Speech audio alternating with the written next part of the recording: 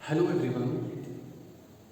ਜਦੋਂ ਪਿੱਛੇ ਜੇ ਆਪਣੇ ਮਾਸਟਰ ਕ੍ਰੀਏਟਰ ਤੇ ਲੈਕਚਰ ਕ੍ਰੀਏਟਰ ਦਾ ਨੋਟੀਫਿਕੇਸ਼ਨ ਆਇਆ ਤੇ ਉਸ ਤੋਂ 2 ਤੇ 3 ਦਿਨਾਂ ਤੋਂ ਬਾਅਦ ਹੀ ਮੈਸੇਜ ਤੇ ਕਾਲਸ ਆਉਣ ਲੱਗ ਚੁੱਕੀਆਂ ਤੀਆਂ ਵੀ ਸਰ ਵੀ ਪ੍ਰੈਪਰੇਸ਼ਨ ਕਿੱਦਾਂ ਕੀਤੀ ਜਾਵੇ, ਕਿੱਦਾਂ ਦੀ ਸਟ੍ਰੈਟਜੀ ਹੋਣੀ ਚਾਹੀਦੀ ਆ ਵੀ ਅਸੀਂ ਐਗਜ਼ਾਮ ਦੇ ਵਿੱਚ ਸਕਸੈਸ ਹੋ ਚੁੱਕੀਏ ਤੇ ਫੇਲਰ ਦਾ ਸਾਨੂੰ ਸਾਹਮਣਾ ਨਾ ਕਰਨਾ ਪਵੇ। ਠੀਕ ਹੈ, ਹੁਣ ਮੈਂ ਤੁਹਾਨੂੰ ਉਹ ਸਟ੍ਰੈਟਜੀ ਡਿਸਕਸ ਕਰਨ ਜਾ ਰਿਹਾ ਜੋ ਮੈंने खुद अपने lecture creator exam preparation time follow करी सी। ठीक है, तो उस स्ट्रैटजी को फॉलो करके मेरा आल पंजाब रैंक जो आया सी वो 11 आया सी। ठीक है, ਲੈਕਚਰ ਕ੍ਰੀਏਟਰ एग्जाम की गल कर रहा हूँ मैं जो अपने अप्रैल के फिल होने लगे सी फॉर्म। ठीक है, अपना तो जुलाई के जाके पेपर हुए सी अपने। ठीक है, तो आल पंजाब रैंक अपना ये 11 सी। तो उस तो बाद जे आप 11 रैंक मेरा ना एज क्राइटेरिया कंसीडर करना हो गया सी। जे असीं एज क्राइटेरिया कंसीडर ना करिए ना फिर आल पंजाब रैंक जो मेरा बनता सी 8 रैंक बनता सी।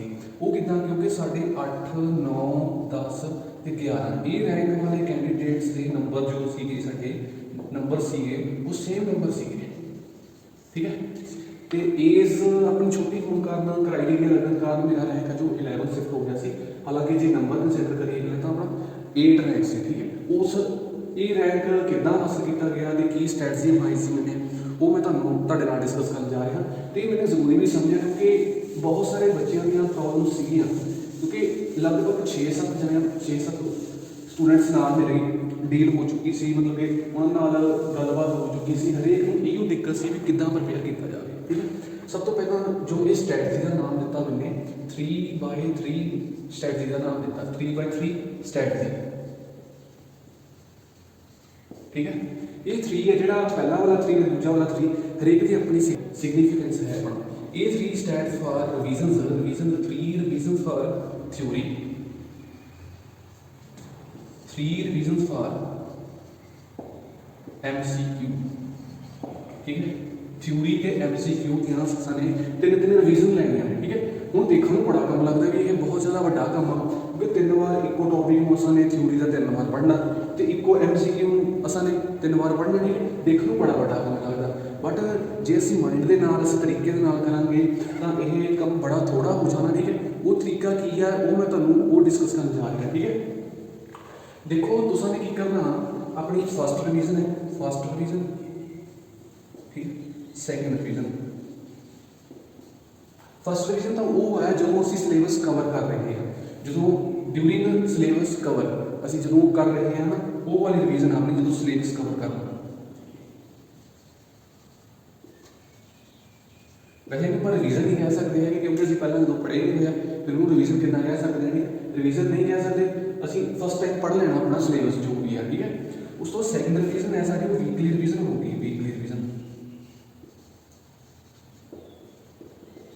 ठीक है, जो तुसां ने अज पढ़ लिया वो 7वें दिन तुसां ने जाके पढ़ना।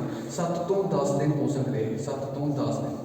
ठीक है, ये सारे माइंड के कंसैप्ट के बेस्ड है, इदा नहीं है कि माइंड जिदा बहुत सारे स्टूडेंट्स इदा कहते हैं असीं एग्जाम के जाके भुल गए। ठीक है, असीं तुसीं जी स्ट्रैटजी फॉलो करोगे एग्जाम के भुलण की जो होएगी पॉसिबिलिटी वो बहुत ज़्यादा घट जाएगी। ठीक है, असां ने पहला तो सिलेबस कवर करना, जो भी टॉपिक है साडा वो कवर करना फर्स्ट टाइम, दूसरों फिर उन्होंने डेट पा देनी वो जो टॉपिक असां ने करिया तो वीकली रिवीजन वो देनी 7 तो 10 दिनों के असां ने वो दोबारा टॉपिक पढ़ना। ठीक है, थर्ड रिवीजन की गल तो अगे जाके करते हैं तुसां ने किद्दां करनी। हुण गल आ जानी अपनी MCQ ते। MCQ तुसां ने किद्दां करदे आ, MCQ भी हरेक MCQ दियां तुसां ने 3 रिवीजनस देनियां ने। ठीक है, देखो काम वड्डा लग रहा बट जो तुहानूं स्ट्रैटजी दसांगा मैं उहदे नाल काम तुहानूं सौखा हो जाना। ठीक है, तुसीं MCQ किद्दां करने आ, मान लो अपने को 1 2 3 4 5 6 7 8 9 ते 10 ये अपने को की ने MCQ नंबर ने। 100 MCQ है मान के चलो क्योंकि एक 10 ਨੂੰ रिप्रजेंट करदा एक टॉपिक के 100 MCQ तो घट्टो घट कर देंगे 100 MCQ हो। ठीक है, जो तुसां ने पहली बार पढ़ना लगना इन्हां पहली बार किद्दां पढ़ना तुसां तुहाडी सिलेबस जो तुसां ने एक बार इत्थे कवर कर लिया तो दूजी बार इत्थे रिवीजन दे 2 बार सिलेबस तुसीं पढ़ चुके हो। ये बहुत सारे MCQ इदां दे होने जो ये सिलेबस पढ़न नाल तुहानूं आउंदे ही होने। ठीक है, जो तुहानूं MCQ आउंदे आ मान लो पहला MCQ लगाया मैंने ये MCQ मैनूं आउंदा ये मैंने टिक कर देना। ਉਸ ਤੋਂ ਬਾਅਦ ਤੀਜਾ MCQ ਇਹ ਮੈਨੂੰ ਆਉਂਦਾ, ਇਹ ਮੈਨੂੰ ਟਿਕ ਕਰ ਦੇਣਾ। ਜਿੱਦਾਂ ਜਿੱਦਾਂ ਮੈਨੂੰ ਆਈ ਜਾਂਦੇ ਆ ਉਹ ਮੈਨੂੰ ਟਿਕ ਕਰ ਦੇਣੇ, ਠੀਕ ਹੈ। ਪੜ੍ਹਨੇ ਤਾਂ ਆ ਵੀ ਆ, ਦੂਜਾ ਵੀ, ਚੌਥਾ, ਪੰਜਵਾਂ, ਸੱਤਵਾਂ, ਅੱਠਵਾਂ ਜਿਹੜੇ ਇਹ ਆ, ਇਹ ਅਸੀਂ ਇਹ ਵੀ ਸੋਲਵ ਕਰਨੇ ਨਾਲ ਹੁੰਦੀ, ਬਟ ਜੋ ਸਾਨੂੰ ਆਪਣੇ ਜੋ ਉਹਦਾ ਕਨਸੈਪਟ ਸੀ ਉਹ ਵੀ ਯਾਦ ਸੀ ਤੇ ਸਾਨੂੰ ਸੋਲਵ ਕਰਨ ਦੇ ਵਿੱਚ ਕੋਈ ਦਿੱਕਤ ਨਹੀਂ ਆਈ, ਸਾਨੂੰ ਆਨਸਰ ਚੇਤੇ ਸੀ ਇਹਦਾ, ਠੀਕ ਹੈ। ਉਹਦੇ 'ਤੇ ਅਸੀਂ ਟਿਕ ਕਰ ਦੇਣੀ ਆ।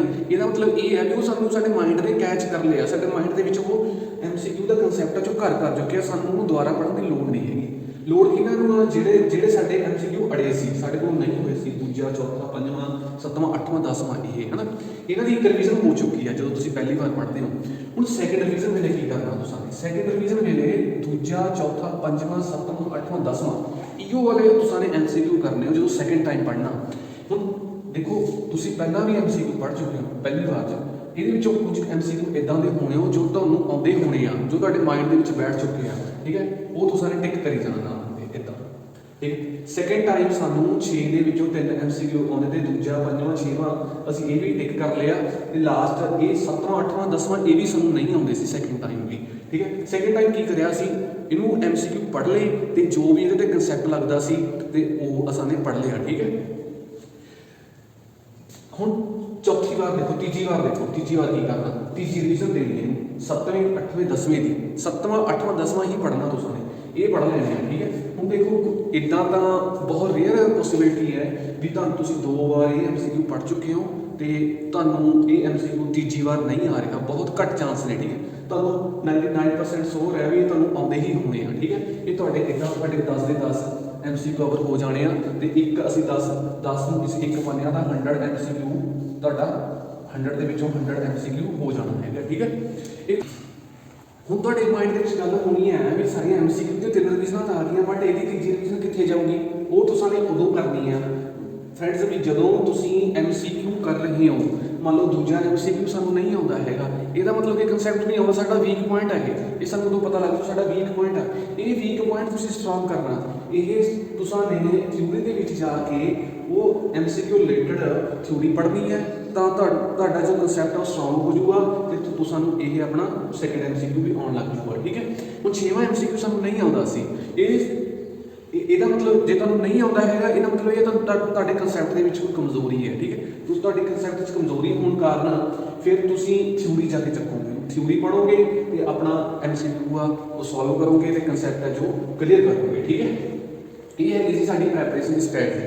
ਦੂਜੀ ਗੱਲ ਇਹ ਆ ਜੋ ਕਿ ਬਹੁਤ ਜ਼ਿਆਦਾ ਇੰਪੋਰਟੈਂਟ ਆ, ਜਦੋਂ ਤੁਸੀਂ ਪਹਿਲੀ ਵਾਰ ਸਿਲੇਬਸ ਕਵਰ ਕਰ ਰਹੇ ਹੋ, ਜਦੋਂ ਤੁਸੀਂ ਪਹਿਲੀ ਵਾਰ ਸਿਲੇਬਸ ਕਵਰ ਕਰ ਰਹੇ ਹੋ ਤਾਂ ਤੁਸੀਂ ਇੱਕ ਅਲੱਗ ਮੋਟੀ ਜਿਹੀ ਕਾਪੀ ਲਗਾ ਲੈਣੀ ਆ ਜਿਹਦਾ ਨਾਮ ਰੱਖਣਾ ਤੁਸੀਂ ਫਾਰਮੂਲਾ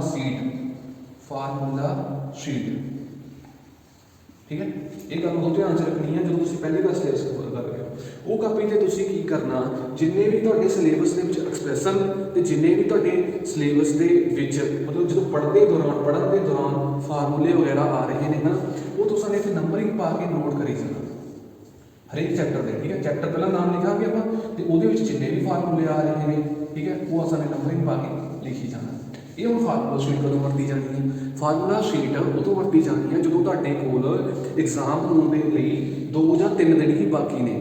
2 ਜਾਂ 3 ਦਿਨ ਦੇ ਵਿੱਚ ਤੁਸੀਂ ਸਾਰਾ ਸਿਲੇਬਸ ਕਵਰ ਨਹੀਂ ਕਰ ਸਕਦੇ, ਠੀਕ ਹੈ। ਸਾਰਾ ਸਿਲੇਬਸ ਸਾਰੀ ਥਿਊਰੀ ਪੜ੍ਹਨੀ ਤਾਂ ਬੜੀ ਮੁਸ਼ਕਿਲ ਹੈ। ਤੁਸੀਂ ਨੇ ਫਿਰ ਫਾਰਮੂਲਾ ਸ਼ੀਟ ਦੀ ਮਦਦ ਲੈਣੀ ਹੈ। ਫਾਰਮੂਲਾ ਸ਼ੀਟ ਨਾਲ ਤੁਸੀਂ ਪਹਿਲਾਂ ਜੋ ਵੀ ਹੈ ਤੁਹਾਡੇ ਫਾਰਮੂਲੇ ਤੁਸੀਂ ਨੋਟ ਕਰੇ ਹੋਣੇ ਆ ਉਹ ਤੁਸੀਂ ਨੇ ਰੀਡ ਕਰ ਲੈਣੇ ਆ ਤੇ ਤੁਹਾਡੀ ਸਿਲੇਬਸ ਦੀ ਸਾਰੀ ਦੀ ਇੱਕਦਮ ਕੁਇਕ ਰਿਵੀਜ਼ਨ ਹੋ ਜਾਂਦੀ ਹੈ, ਠੀਕ ਹੈ। ਫਾਰਮੂਲਾ ਹੁਣ ਆਪਾਂ ਗੱਲ ਕਰਦੇ ਹਾਂ ਸਿਲੇਬਸ ਦੀ। ਇਹ ਬਹੁਤ ਛੋਟੀ ਜਿਹੀ ਗਲਤੀ ਹੈ ਜੋ ਬਹੁਤ ਸਾਰੇ ਕਰਦੇ ਵੀ ਹੈ ਤੇ ਜ਼ਿਆਦਾਤਰ ਤਾਂ ਅਵੇਅਰ ਹੁੰਦੇ ਆ ਬਟ ਨਹੀਂ ਕਰਦੇ ਬਹੁਤ, ਠੀਕ ਹੈ। ਸਿਲੇਬਸ ਦੀ ਗਲਤੀ ਕੀ ਕਰਦੇ ਆ, ਸਿਲੇਬਸ ਬਹੁਤ ਸਾਰੇ ਸਟੂਡੈਂਟ ਇੱਦਾਂ ਕਰਦੇ ਆ ਵੀ ਸਿਲੇਬਸ ਆਪਣੇ ਕੋਲੇ ਇਕੱਲੀ ਸੌਫਟ ਕਾਪੀ ਰੱਖਦੇ ਆ, ਉਹ ਫੋਨ ਦੇ ਵਿੱਚ ਇੱਦਾਂ ਕੱਢਦੇ ਆ ਤੇ ਦੇਖੀ ਜਾਂਦੇ ਆ, ਹੈ ਨਾ, ਤੇ ਸਿਲੇਬਸ ਉਹਦੇ ਅਕੋਰਡਿੰਗ ਹੀ ਕਰੀ ਜਾਂਦੇ ਆ। ਬਟ ਜੇ ਤੁਹਾਡੇ ਕੋਲ ਸੌਫਟ ਕਾਪੀ ਹੋਊਗੀ ਉਹਦੀ ਤੁਹਾਨੂੰ ਦਿੱਕਤ ਹੈ, ਤੁਸੀਂ ਨੇ ਕੀ ਕਰਨਾ, ਤੁਸੀਂ ਨੇ ਹਾਰਡ ਕਾਪੀ ਹੀ ਕਢਵਾਉਣੀ ਹੈ ਸਿਲੇਬਸ ਦੀ, ਠੀਕ ਹੈ। ਸਭ ਤੋਂ ਪਹਿਲਾਂ ਕੀ ਫਾਇਦਾ ਸਾਡੇ ਲਈ ਹਾਰਡ ਕਾਪੀ ਦਾ, ਕੀ ਫਾਇਦਾ, ਠੀਕ ਹੈ। ਹਾਰਡ ਕਾਪੀ ਦੀ ਸਾਡੇ ਸਾਹਮਣੇ ਹੋਊਗੀ, ਠੀਕ ਹੈ, ਸਾਡੇ ਸਾਹਮਣੇ ਸਾਰੇ ਪੇਜ ਹੋਣੇ ਆ, ਸਾਡਾ ਟਾਰਗੇਟ ਸਾਨੂੰ ਦਿਖ ਜਾਣਾ, ਸਾਡੇ ਇਹ ਜੋ 3-4 ਪੇਜ ਨੇ ਸਿਲੇਬਸ ਦੇ ਇਹ ਸਾਰੇ ਕਰਨੇ ਹੀ ਕਰਨੇ ਨੇ, ਠੀਕ ਹੈ। ਸਾਡਾ ਟਾਰਗੇਟ ਸਾਡੇ ਸਾਹਮਣੇ ਹੋਊਗਾ ਤਾਂ ਅਸੀਂ ਉਹਦੇ ਅਕੋਰਡਿੰਗ ਹੀ ਕਰ ਲਾਂਗੇ, ਠੀਕ ਹੈ। ਤੇ ਟਾਰਗੇਟ ਦੇਖੋ, ਟਾਰਗੇਟ ਜਦੋਂ ਸਾਡੇ ਸਾਹਮਣੇ ਆਉਂਦਾ, ਟਾਰਗੇਟ ਜੇ ਸਾਡੇ ਸਾਹਮਣੇ ਆਊਗਾ ਤਾਂ ਹਲਕੀ ਸਾਨੂੰ ਟੈਨਸ਼ਨ ਹੋਊਗੀ, ਅਸੀਂ ਟੈਨਸ਼ਨ ਲੈਣੀ ਆ। ਹੁਣ ਤੁਸੀਂ ਸੋਚਦੇ ਹੋਣੇ ਹੋ ਵੀ ਟੈਨਸ਼ਨ ਲੈਣੀ ਆ, ਵੀ ਸਾਰੇ ਟੀਚਰ ਕਹਿੰਦੇ ਆ ਵੀ ਟੈਨਸ਼ਨ ਨਹੀਂ ਲੈਣੀ ਹੈਗੀ, ਬਟ ਸਰ ਕਹਿ ਰਹੇ ਨੇ ਵੀ ਟੈਨਸ਼ਨ ਲੈਣੀ ਆ, ਇਹ ਤਾਂ ਬੜੀ ਗਲਤ ਗੱਲ ਹੋ ਗਈ ਹੈ ਨਾ। ਟੈਨਸ਼ਨ ਦੇਖੋ, ਟੈਨਸ਼ਨ ਸਾਡੇ ਫੂਡ ਦੀ ਤਰ੍ਹਾਂ ਹੈ। ਟੈਨਸ਼ਨ ਇਸ ਫੂਡ ਦੇ ਕੰਪੇਅਰੇਬਲ ਹੈ, ਅਸੀਂ ਫੂਡ ਨਾਲ ਕੰਪੇਅਰ ਕਰ ਸਕਦੇ ਹਾਂ, ਠੀਕ ਹੈ। ਫੂਡ ਅਸੀਂ ਜੇ ਜ਼ਿਆਦਾ ਲੈਂਦੇ ਹਾਂ ਤਾਂ ਵੀ ਸਾਡੀ ਬੋਡੀ ਲਈ ਨੁਕਸਾਨਦੇਹ ਆ, ਜੇ ਫੂਡ ਅਸੀਂ ਘੱਟ ਲੈਂਦੇ ਹਾਂ ਤਾਂ ਵੀ ਸਾਡੀ ਬੋਡੀ ਲਈ ਨੁਕਸਾਨਦੇਹ ਆ, ਠੀਕ ਹੈ। ਤੇ ਸਾਨੂੰ ਮੀਡੀਅਮ ਜੋ ਐਵਰੇਜ ਹੈ, ਜਿੰਨਾ ਸਾਨੂੰ ਰਿਕੁਆਇਰ ਆ ਉਨਾ ਹੀ ਫੂਡ ਲੈਣਾ ਚਾਹੀਦਾ, ਠੀਕ ਹੈ। ਉੱਦਾਂ ਹੀ ਇਹ ਟੈਨਸ਼ਨ ਆ, ਇਹ ਟੈਨਸ਼ਨ ਸਾਨੂੰ ਚਾਹੀਦੀ ਹੈ, ਕਿਉਂਕਿ ਟੈਨਸ਼ਨ ਇੰਪਲਾਈਜ਼ ਕਰਦੀ ਆ ਐਕਸ਼ਨ ਨੂੰ।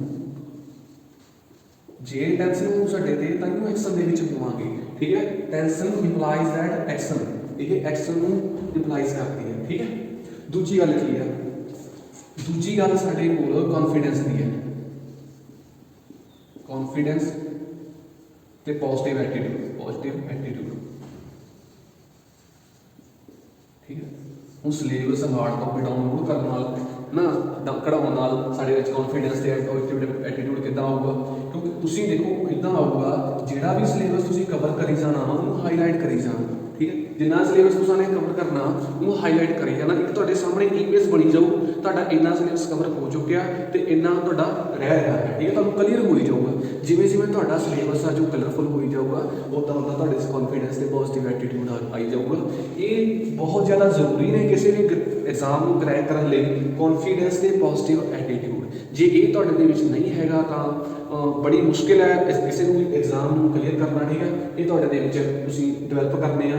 ਕਿ ਤੁਸੀਂ ਨੇ ਇਹ ਨਹੀਂ ਸੋਚਣਾ ਹੈਗਾ ਕਦੇ ਵੀ ਸਾਡੇ ਕੋਲ ਐਗਜ਼ਾਮ ਨਹੀਂ ਹੋਣਾ ਹੈਗਾ। ਤੁਸੀਂ ਨੇ ਆਪਣੇ ਮਾਈਂਡ ਦੇ ਵਿੱਚ ਸੋਚ ਬਣਾ ਕੇ ਰੱਖਣੀ ਆ ਵੀ ਅਸੀਂ ਐਗਜ਼ਾਮ ਕਰੈਕ ਕਰਨਾ ਹੀ ਹੈ, ਠੀਕ ਹੈ, ਕਰਨਾ ਹੀ ਹੈ। ਕੌਨਫੀਡੈਂਸ ਤੇ ਪੋਜ਼ਿਟਿਵ ਐਟੀਟਿਊਡ ਤੁਹਾਡੇ ਦੇ ਵਿੱਚ ਤੁਸੀਂ ਨੇ ਆਪਣੇ ਆਪ ਦੇ ਵਿੱਚ ਪੈਦਾ ਕਰਨਾ। ਇੱਕ ਛੋਟੀ ਜਿਹੀ ਗੱਲ ਹੋਰ ਦੱਸ ਦਿਆਂ ਤੁਹਾਨੂੰ, ਜੋ ਮੈंने ਪਹਿਲਾਂ ਸਟ੍ਰੈਟਜੀ ਡਿਸਕਸ ਕਰੀ ਸੀ ਵੀ ਉਹ ਕਿਸ ਤੇ ਬੇਸਡ ਆ। ਦੇਖੋ ਇਹ ਸਾਡਾ ਹੈਗਾ ਆਪਣਾ ਐਕਸਿਸ ਨੇ, ਠੀਕ ਹੈ। ਅਸੀਂ ਗ੍ਰਾਫ ਦੇ ਅਕੋਰਡਿੰਗ ਸਮਝਦੇ ਹਾਂ ਵੀ ਉਹ ਸਟ੍ਰੈਟਜੀ ਕਿੱਦਾਂ ਕੰਮ ਕਰਦੀ ਹੈ। ਇੱਧਰ ਨੂੰ ਦੇਖੋ ਟਾਈਮ ਆ, ਇੱਧਰ ਨੂੰ ਹੈਗੀ ਰਿਟੈਂਸ਼ਨ,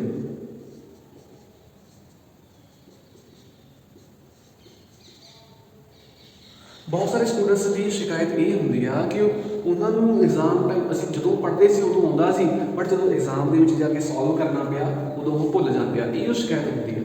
ਉਹ ਇਹ ਸਟ੍ਰੈਟਜੀ ਇਸ ਸ਼ਿਕਾਇਤ ਨੂੰ ਦੂਰ ਕਰਦੀ ਹੈ। ਤੁਸੀਂ ਨੇ ਕਿੱਦਾਂ ਕਰਨਾ, ਦੇਖੋ ਕਿੱਦਾਂ ਹੁੰਦਾ ਸਾਡਾ ਮਾਈਂਡ, ਕਿੱਦਾਂ ਕੰਮ ਕਰਦਾ ਮਾਈਂਡ। ਇੱਦਾਂ ਕੰਮ ਕਰਦਾ ਸਟੂਡੈਂਟਸ, ਜਦੋਂ ਅਸੀਂ ਆਪਣਾ ਟੌਪਿਕ ਕੋਈ ਵੀ ਸਾਡੇ ਸਾਹਮਣੇ ਆ, ਤੁਸੀਂ ਨੇ ਕਦੇ ਦੇਖਿਆ ਹੋਣਾ ਜਦੋਂ ਸਾਡੀ ਕਿਤਾਬ ਸਾਹਮਣੇ ਆ ਸਾਨੂੰ ਟੌਪਿਕ ਆਉਂਦਾ ਹੈ, ਜਦੋਂ ਸਾਡੀ ਕਿਤਾਬ ਪਰਾਂ ਚਲੀ ਗਈ ਸਾਨੂੰ ਨਹੀਂ ਆਉਂਦਾ ਹੈ, ਠੀਕ ਹੈ। ਉਹ ਦੇਖੋ ਹੁਣ ਸਾਡੇ ਸਾਹ ਜ਼ੀਰੋ ਟਾਈਮ ਆ, ਹੁਣ ਮਤਲਬ ਪ੍ਰੈਜ਼ੈਂਟ ਟਾਈਮ ਆ, ਕਿਤਾਬ ਸਾਡੇ ਸਾਹਮਣੇ ਆ, ਸਾਨੂੰ ਸਾਡੀ ਰਿਟੈਂਸ਼ਨ ਹੈ ਜੋ ਕੈਚਿੰਗ ਪਾਵਰ ਸਾਡੇ ਮਾਈਂਡ ਦੀ ਇੰਨੀ ਆ, ਠੀਕ ਹੈ। ਇੱਥੇ ਤੱਕ ਪਹੁੰਚੀ ਪਈ ਹੈ ਸਾਡੀ ਪਾਵਰ। ਜਿਵੇਂ ਹੀ ਸਾਡੀ ਕਿਤਾਬ ਪਰਾਂ ਕਰੀ ਤਾਂ ਸਾਡਾ ਮਾਈਂਡ ਕੀ ਕਰਦਾ, ਮਾਈਂਡ ਆਹ ਗ੍ਰਾਫ ਦੇ ਅਕੋਰਡਿੰਗ ਹੀ ਮੂਵ ਕਰਦਾ। ਮਤਲਬ ਕਿ ਰਿਟੈਂਸ਼ਨ ਸਾਡੀ ਘਟਦੀ ਜਾਂਦੀ ਆ। ਜੋ ਸਾਡੇ ਟੌਪਿਕ ਦਿਮਾਗ ਦੇ ਵਿੱਚ ਅਸੀਂ ਪੜ੍ਹਿਆ ਸੀ, ਅਸੀਂ ਗੇਨ ਕਰਿਆ ਸੀ, ਉਹ ਅਸੀਂ ਭੁੱਲਦੇ ਜਾਂਦੇ ਹਾਂ ਜਿਵੇਂ ਜਿਵੇਂ ਟਾਈਮ ਪਾਸ ਹੋ ਜਾਂਦਾ, ਠੀਕ ਹੈ। ਇਸ ਨੂੰ ਟਾਈਮ ਪਾਸ ਜਾ ਰਿਹਾ ਤੇ ਇਹਦੇ ਨੂੰ ਸਾਡੀ ਰਿਟੈਂਸ਼ਨ। ਹੁਣ ਜਿਹੜੀ ਉਹ ਸਾਨੂੰ ਕਹੀ ਸੀ ਉਹਨੇ ਵੀਕਲੀ ਰਿਵੀਜ਼ਨ ਇੱਥੇ ਆ ਕੇ ਆਉਂਦੀ ਹੈ। ਆ ਦੇਖੋ ਇੱਥੇ ਵੀਕਲੀ ਰਿਵੀਜ਼ਨ ਇੱਥੇ ਵੀਕ ਹੋ ਗਿਆ, ਮਤਲਬ 1 ਵੀਕ, ਠੀਕ ਹੈ। ਫਿਰ ਸਾਡਾ ਗ੍ਰਾਫ ਕਿੱਦਾਂ ਚੱਕਾ ਜਾਂਦਾ, ਸਾਡਾ ਗ੍ਰਾਫ ਇੱਥੇ ਚੱਲਿਆ ਜਾਂਦਾ ਸਿੱਧਾ ਵੀਕਲੀ ਰਿਵੀਜ਼ਨ ਨਾਲ। ਹੁਣ ਦੇਖੋ ਫਿਰ ਟਾਈਮ ਪਾਸ ਹੋ, ਅਸੀਂ ਫਿਰ ਕਿਤਾਬ ਪਰਾਂ ਕਰ ਲੈਣੀ ਤੇ ਫਿਰ ਟਾਈਮ ਪਾਸ ਹੋਇਆ ਸਾਡਾ ਤੇ ਇੱਦਾਂ ਹੋ ਗਿਆ। ਦੇਖੋ ਇਹ ਗ੍ਰਾਫ ਦਾ ਪਹਿਲੀ ਲਾਈਨ ਦਾ ਸਲੋਪ ਵੇਖੋ, ਦੂਜੀ ਲਾਈਨ ਦਾ ਸਲੋਪ ਵੇਖੋ, ਠੀਕ ਹੈ। ਪਹਿਲੀ ਲਾਈਨ ਦਾ ਸਲੋਪ ਤਾਂ ਕਿੰਨਾ ਜ਼ਿਆਦਾ, ਉਹ ਜਲਦੀ ਬਹੁਤ ਜ਼ਿਆਦਾ ਡਿੱਗ ਰਿਹਾ ਤੇ ਦੂਜੀ ਲਾਈਨ ਦੇਖੋ ਕਿੱਥੇ ਜਾ ਕੇ, ਹਨਾ। ਮਤਲਬ ਕਿ ਸਾਡੇ ਮਾਈਂਡ ਦੇ ਵਿੱਚ ਕੰਸੈਪਟ ਰਹਿੰਦਾ ਹੈ ਵੀਕਲੀ ਰਿਵੀਜ਼ਨ ਕਰਨ ਦੇ ਨਾਲ। ਫਿਰ ਜਿਹੜੀ ਆ ਉਹ ਮੰਥਲੀ ਰਿਵੀਜ਼ਨ ਤੇ ਉਹਦਾ ਨਾਮ, ਠੀਕ ਹੈ, ਜਿਹੜੀ ਕਿ ਅਸੀਂ MCQ ਦੇ ਨਾਲ ਕਰਦੇ ਹਾਂ। ਮੰਥ ਆ ਗਿਆ ਇੱਥੇ ਆਪਣਾ, ਠੀਕ ਹੈ। ਮੰਥਲੀ ਰਿਵੀਜ਼ਨ ਦੇਣੀ ਹੈ ਇੱਥੇ MCQ ਦੇ ਨਾਲ, ਜਿੱਥੇ ਸਾਡੇ ਵੀਕ ਪੁਆਇੰਟ ਜਿਹੜੇ ਜਦੋਂ MCQ ਕਰਾਂਗੇ ਸਾਨੂੰ ਨਹੀਂ ਆਉਂਦਾ, ਮਤਲਬ ਕਿ ਉਹ ਵੀਕ ਪੁਆਇੰਟ ਆ ਸਾਡਾ ਉੱਥੋਂ, ਠੀਕ ਹੈ। ਅਸੀਂ ਉਸ ਥਿਊਰੀ ਜਾ ਕੇ ਚੱਕਣੀ ਹੈ, ਥਿਊਰੀ ਜਾ ਕੇ ਚੱਕੀ ਹੋਈ ਸਾਨੇ ਇੱਥੋਂ ਉਹ ਫਿਰ ਰਿਵਾਈਜ਼ ਕਰ ਲਿਆ ਤੇ ਉਹ ਸਾਡਾ ਜਦੋਂ ਇੱਦਾਂ ਸੀ ਭੁੱਲਣ ਦੀ, ਜਿਵੇਂ ਜਿਵੇਂ ਟਾਈਮ ਪਾਸ ਹੋਊਗਾ ਅਸੀਂ ਮਤਲਬ ਕਿ ਘੱਟ ਭੁੱਲਦੇ ਜਾਵਾਂਗੇ ਪਹਿਲਾਂ ਨਾਲ, ਜਦੋਂ 3 ਰਿਵੀਜ਼ਨ ਹੋ ਚੁੱਕੀਆਂ ਨੇ ਇੱਕੋ ਟੌਪਿਕ ਦੀਆਂ, ਠੀਕ ਹੈ। ਜਿਵੇਂ ਟਾਈਮ ਪਾਸ ਹੋਇਆ ਸਾਡੇ ਮਾਈਂਡ ਦੇ ਵਿੱਚ ਹੀ ਉਹ ਕੰਸੈਪਟ ਹੈ, ਠੀਕ ਹੈ। ਸਟ੍ਰੈਟਜੀ ਕਿੱਦਾਂ ਲੱਗੀ ਤੁਸੀਂ ਸਾਨੂੰ ਫੀਡਬੈਕ ਜ਼ਰੂਰ ਦੇਣਾ। ਧੰਨਵਾਦ।